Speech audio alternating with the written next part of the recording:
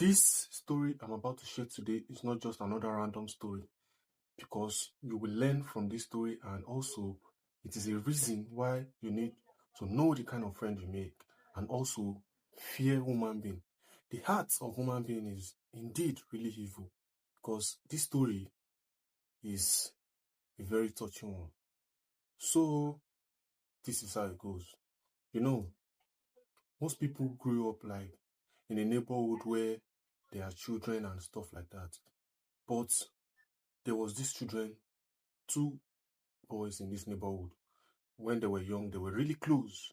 Like the kind of relationship that even their family was that close because of their friendship. There are some friendship like that the two family, once their children are like close type of friend, the two family become, friends also. This boy go to his friend's house. The two boys, one of them is called Justice and the other one is called Idiri. So Idiri go to Justice's house and Justice also go to Idiri's house. The friendship got so close that when they were young, Justice would sleep in Idiri's house and Idiri would do the same. Then they started growing up and things continued. But up until when Justice gained admission into the university, told his friend he was happy to leave the neighborhood, to start something new somewhere. So told his friend and he went. Idiri was still in the neighborhood, hustling for life. Maybe he didn't have the opportunity, to continue further or to further his education. So Justice, go to the university, got there and, started focusing on studies. Up until about 2 years after, Justice had gained admission, his sister, one of his sister, because just in Justice family, there are 3 girls and it's like, and some boys, yeah. So one of Justice's sister started a business. The business was booming along the line and, had to move the family out of the neighborhood where they were staying while they were growing up to another location. So when they got there, Justice was informed in school and, when he came back from school, he went there also to meet his family and everybody. See that, okay, everything was going fine. Justice go to his sister's store and also help her out with 1 or 2 things that she's doing in the store. From time to time, Justice would ask after his friends that, do you guys hear from Idiri? It has been long I've heard from him since we moved to this side, the connections is not really there. And the family will say, yeah, they are hearing from him. He's doing fine. He's doing this. He's doing that. Then Justice went back to school, continued his education. He will come back and stuff like that. Then one day, when Justice came back, he went to his old neighborhood and saw Idiri. He saw Idiri and he asked him, how is life, guy? Those normal questions you ask your friend since it's a long time you guys saw. And Idiri narrated how everything was going, that, oh, life is this, life is that, life is not fair to him. So he said, okay, you know what? I will speak to my sister.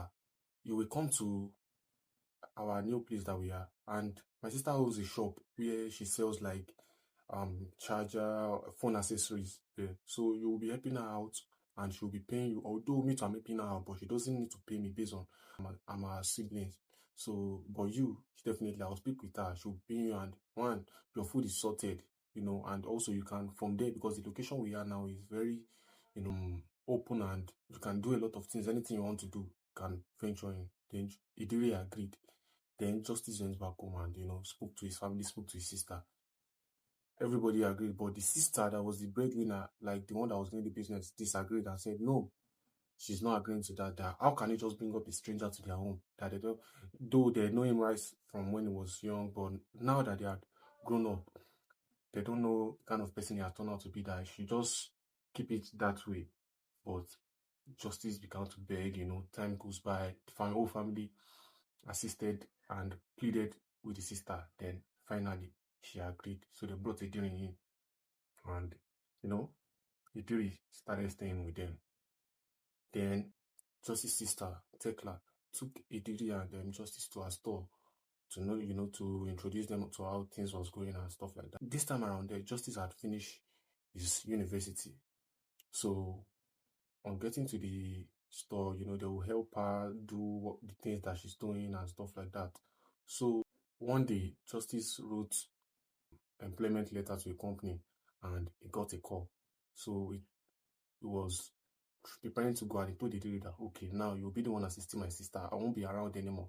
So please take her as your family and stuff like that. You know, she has been treating us nice since when you came. Then Idiri agreed and Justice left.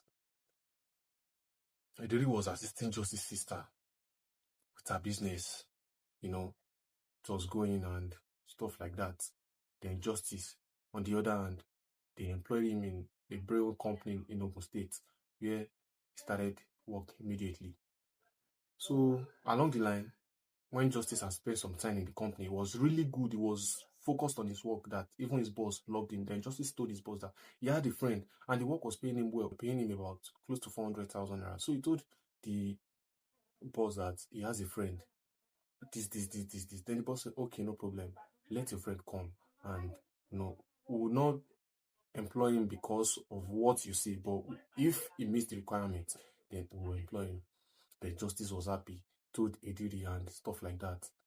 Then on the day of the interview, Justice already left for work, so he was not allowed to make contact or talk to Ediri while he was at work. So he told Ediri where we drop the key that after Ediri was done with the interview, you should head back home and wait for him till he's back so that they can talk more and tell him how the company was and how he can relate with the boss so he will get the job too.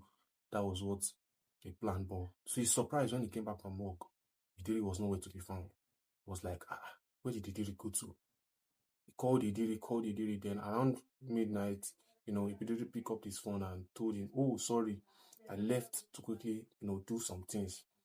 And Justice was like, but I told you that you should wait for me so that I will, tell you how things are going around there and stuff like that. But Idiri apologized and, Justice, because of his good heart towards Idiri, never suspected anything and, let the whole matter slide.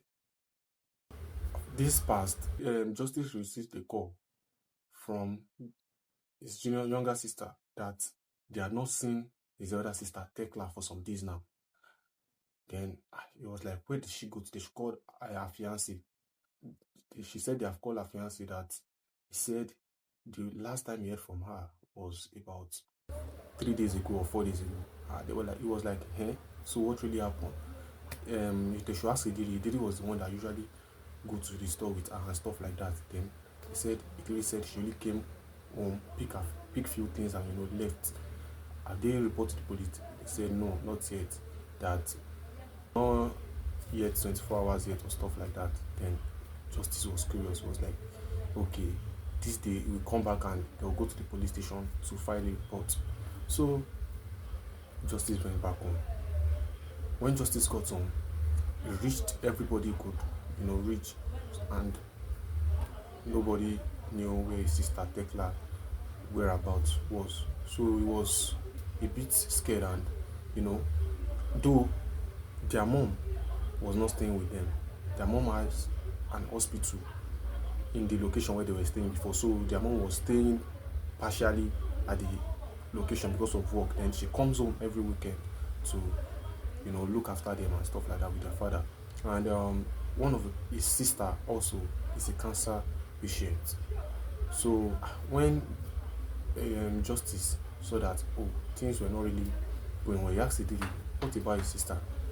So Idiri said she came home that Wednesday morning, pick up her things and left. And they asked him, did you not ask her where she was going to? He said no, he doesn't know. Justice said okay. So they went to the police station to report. But after reporting, Justice went back to where the sister where she sells phone accessories. So there was this man there and his wife who is close to the sister and the location of the shop. So Justice went to meet them and said, I have not seen my sister since about a few days ago and her phone wasn't going through. Then the man said, ask Idiri now, because she noticed Idiri has been stealing from her.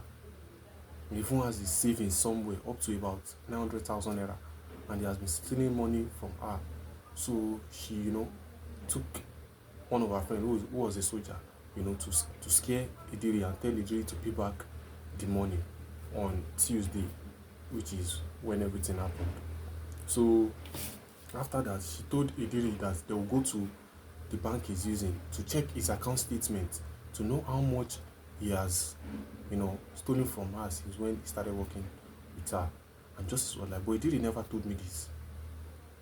He was shocked that his friend only said she came home on Wednesday to pick up her things and she left.